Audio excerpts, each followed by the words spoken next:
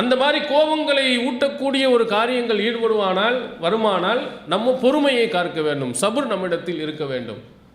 இந்த அதீதமான இந்த கோபங்கள் நம்மளை அறியாமை காலத்தின் பழக்க வழக்கங்களில் கொண்டு போய் விட்டுவிடும், நன்மையை நமக்கு இழக்க வேண்டிய நிலையை ஏற்படுத்தி விடும் என்பதனால் அல்லாஹ்வின் தூதர் அவர்கள் இந்த அழகான ஒரு அறிவுரையை நமக்கு சொன்னாங்க. நபி ஸல்லல்லாஹு அலைஹி வஸல்லம் அவர்களும் ரமலானுடைய மாதங்களில் நோன்பு நோற்றார்கள். அவங்கள்ட்ட இருந்த அந்த பணிவையும் அந்த பொறுமையும் கோபத்தை ஊட்டுகின்ற காலகட்டத்தில் அவர்கள் கடைபிடித்த அந்த நிலையும் நமக்கு மிகச்சிறந்த ஒரு சான்றாக அமைகிறது. சஹீஹுல் புகாரியில் இடம்பெறுகிறது, நபி ஸல்லல்லாஹு அலைஹி வஸல்லம் அவர்கள் ஒரு கபரை தாண்டி செல்கிறார்கள். அப்போது ஒரு பெண்மணி இருந்து கொண்டு அழுது கொண்டு இருக்கிறார். இந்த அழுது கொண்டு இருந்த பெண்மணி இடத்தில் அல்லாஹ்வின் தூதர் அவர்கள் அந்த பெண்ணுக்கு ஒரு அறிவுரை சொல்கிறார்கள். இத்தகில்லாஹ வஸ்பிரி, அல்லாஹுவை அஞ்சிக்கொள், பொறுமையை நீ மேற்கொள். இந்த சத்தமிட்டு ஒப்பாரி வைத்து அழுது கொண்டு இருக்கக்கூடிய அந்த பெண்ணுக்கு அல்லாஹ்வின் தூதர் அவர்கள் அல்லாஹ்வுடைய அச்சத்தை ஊட்டி நீ கொஞ்சம் பொறுமையாகத்தான் இருக்க வேண்டும் என்ற 2 சொல்லில் அல்லாஹ்வின் தூதர் அவர்கள் அழகான ஒரு அறிவுரையை குறிப்பிட்டார். ஆனால் சோகத்தில் இருந்த அந்த பெண்மணி அதை புரிந்து கொள்ளும் நிலையில் இல்லை.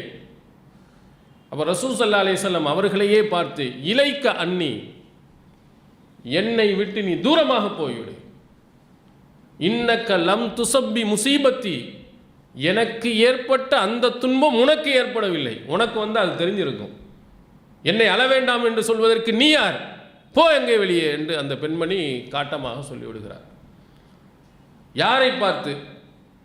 இந்த சமுதாயம், இந்த உலகத்தில் உள்ள அத்தனை பேர்களுக்கும் நபியாக வந்த, ரஹமத்துல் லில் ஆலமீனாக வந்த அல்லாஹுவின் தூதர் அவர்களை பார்த்து ஒரு பெண்மணி இவ்வளவு அலட்சியமான ஒரு வார்த்தையில் விரட்டி அடிக்கிறார் என்று சொன்னால் கோபம் எவ்வளவு அதிகமாக வரும். என்ன அப்படி தப்பு செஞ்சிட்டாங்க ரசூல் ஸல்லல்லாஹு அலைஹி வஸல்லம்?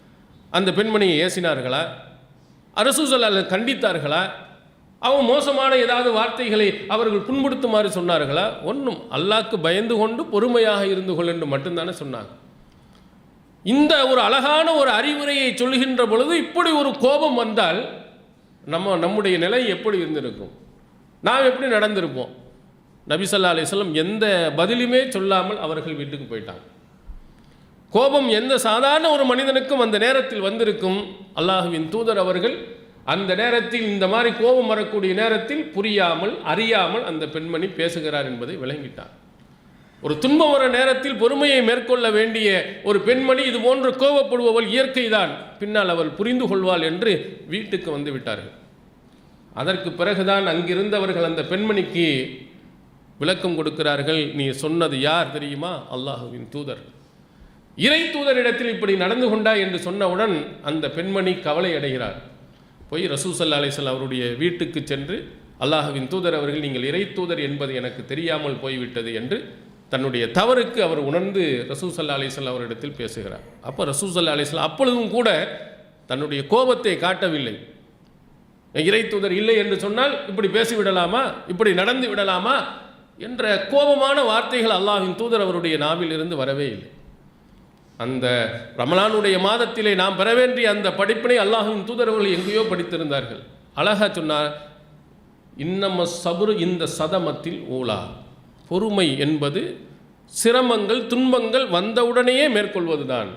அதனால் உன் மகளோ உன்னுடைய பிள்ளையோ இறந்திருந்தால் நீ அந்த நேரத்தில் பொறுத்து கொள்வதைத்தான் இஸ்லாம் பொறுமை என்று சொல்கிறது. 10 வருடம் 20 வருடங்களுக்கு பிறகு நான் சாதாரணமாக இருக்கிறேன் என்று சொன்னால் அதற்கு பேர் பொறுமை அல்ல.